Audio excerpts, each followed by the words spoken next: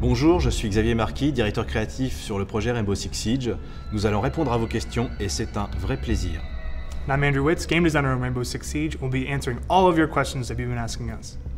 Sayam Farihi asks, how many maps will there initially be? There will be 11 maps at launch with 2 variations, both day and night versions. So you can play both of those across all game modes, including all of the modes in Terrorist Hunt. Tristan Oates asks, how large are the maps? Are there any that contain multiple buildings, like 2 or 3 houses? Some maps are bigger than others. The ones we've shown so far are kind of our small, medium-sized maps. The medium size being a consulate is quite bigger than the others.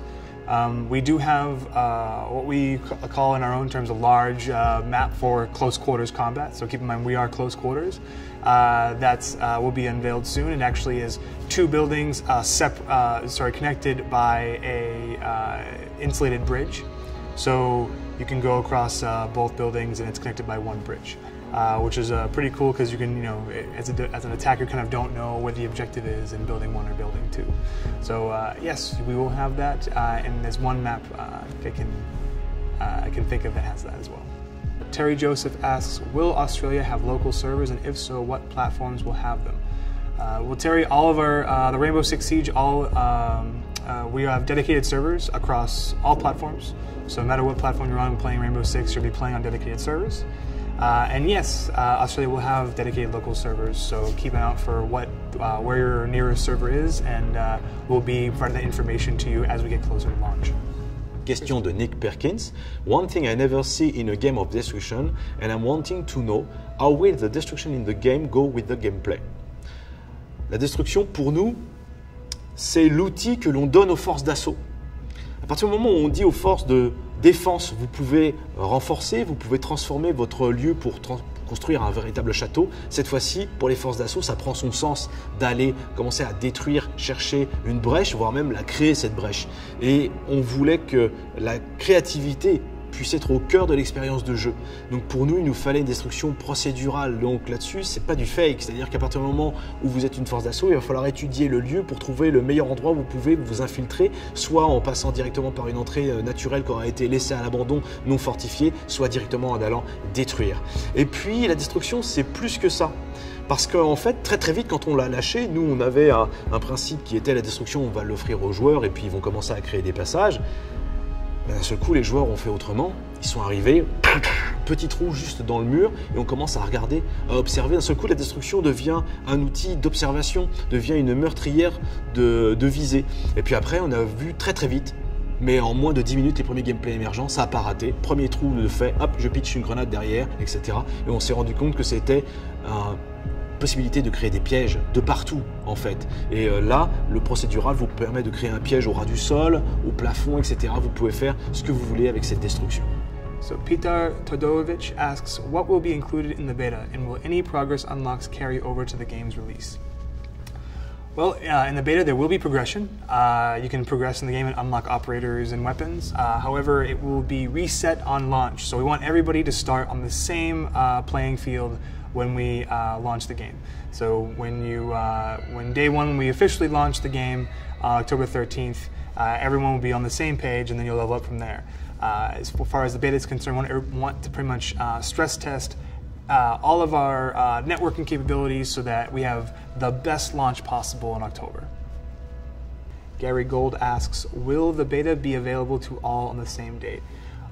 Gary, we are trying to launch on September 24th for everyone. Because of the time zone differences, Australia will be launching on the 25th.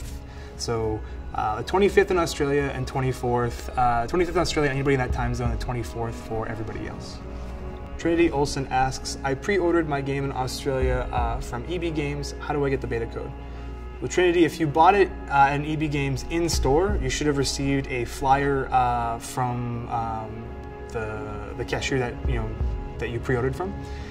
If you did it online, then you should be getting an email with the beta code on there. So if you did it in the store, you should have something on a piece of paper or a flyer. If you did it in the email, you should get an email in your inbox.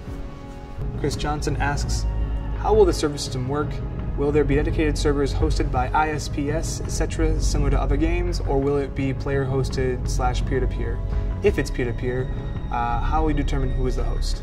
Well, Chris, we are dedicated servers. Rainbow Six Siege will be on players will be playing on dedicated servers on all platforms for our game, so you can enjoy that good news. Question de Mitchell Hastings. What inspired you to make these games? And how does it distance itself from other FPS games? Ce qui s'est passé sur ce jeu, c'est qu'on est parti sans aucun compromis. On est vraiment parti sur l'univers même des Counter-Terrorist Units, sur ces forces d'intervention. On a observé leur univers et on a écrit des règles autour sans se poser aucune question sur ce qui pouvait exister comme autre jeu de shooter, même si nous sommes des joueurs de shooter, la plupart sur notre floor.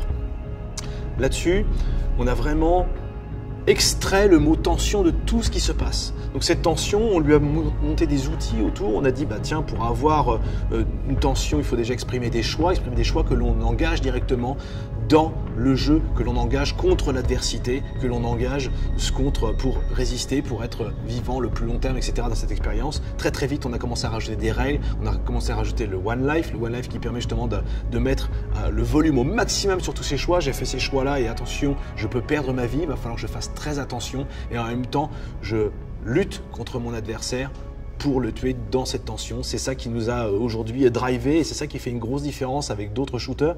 On a des modes de jeu qui s'expriment sur un temps qui est bien à nous. Si je prends le multiplayer, typiquement, il suffit de petits instants très courts parce qu'en fait, c'est ça, être dans des forces d'intervention. C'est-à-dire qu'on va attendre le top action et quand le top action part, en moins de 3 à 4 minutes, l'énigme, elle est jouée en tout cas et il y a une décision finale sur cet affrontement des deux forces.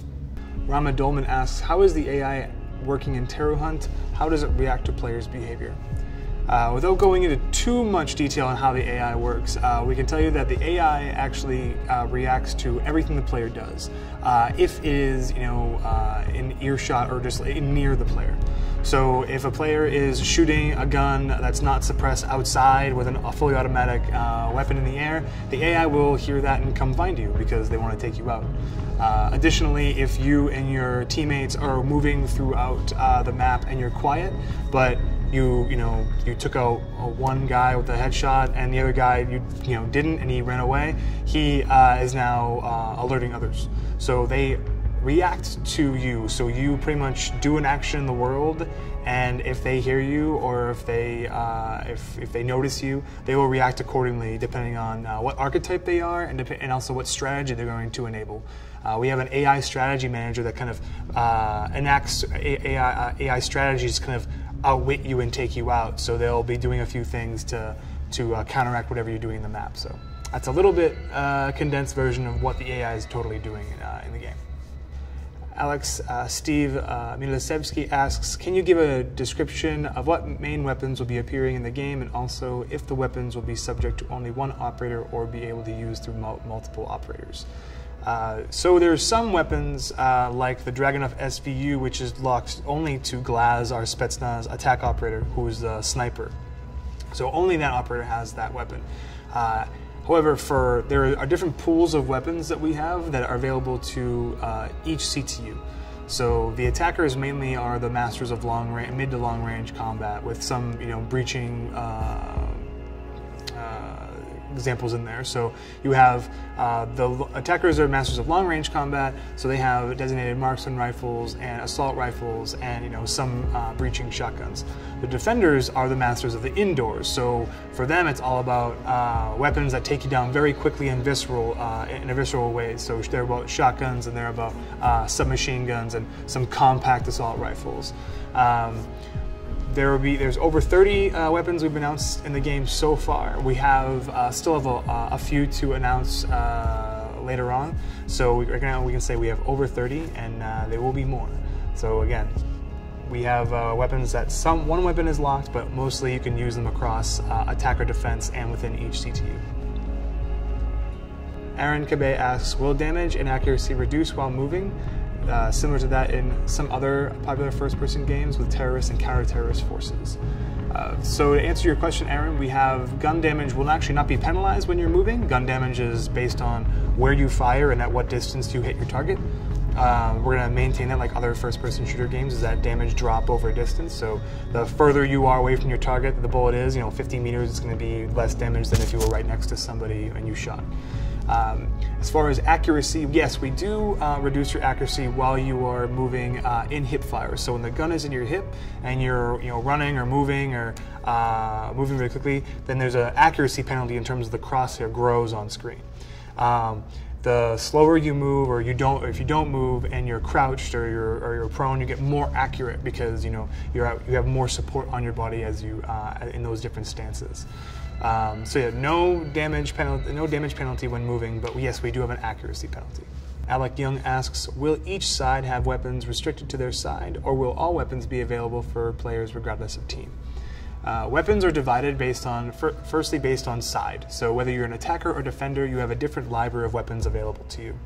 Secondly, how we divvy up weapons is based on your CTU, your counter-terrorist unit. So whether you're an SAS have different weapons than GIGN have different weapons than GSG9, and so on and so forth.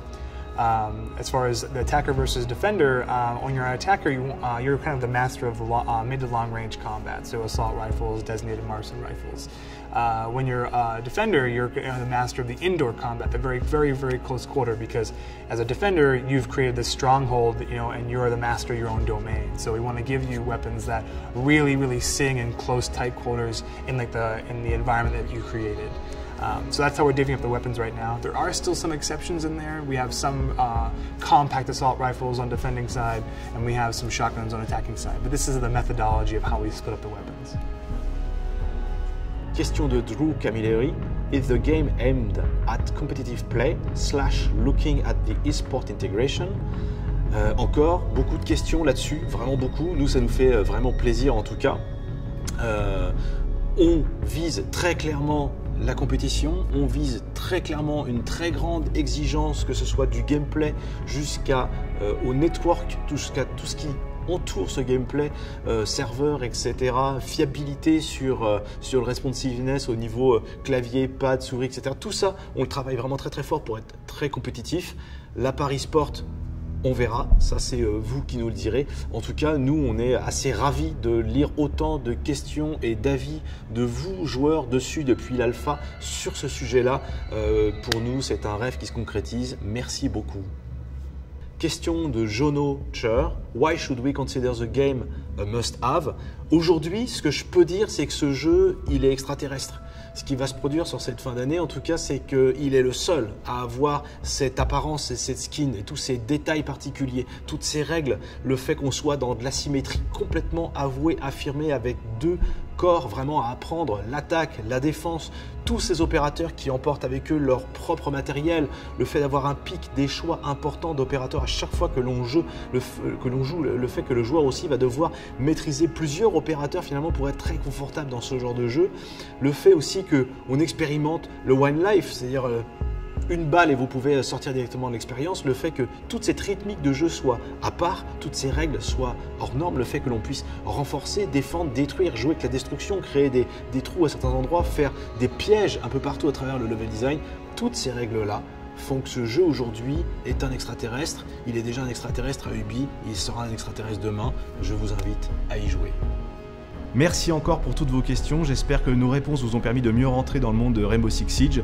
Pour nous, c'était un véritable plaisir de recevoir ce contact avec vous. C'est le tout début, nous faisons nos premiers pas avec vous, la communauté. Merci encore pour votre investissement. Thanks again for all your questions, guys. It's been a lot of fun answering them here, and we look forward to all your feedback at the beta on September 24th. We're going to use all that feedback to make the best launch possible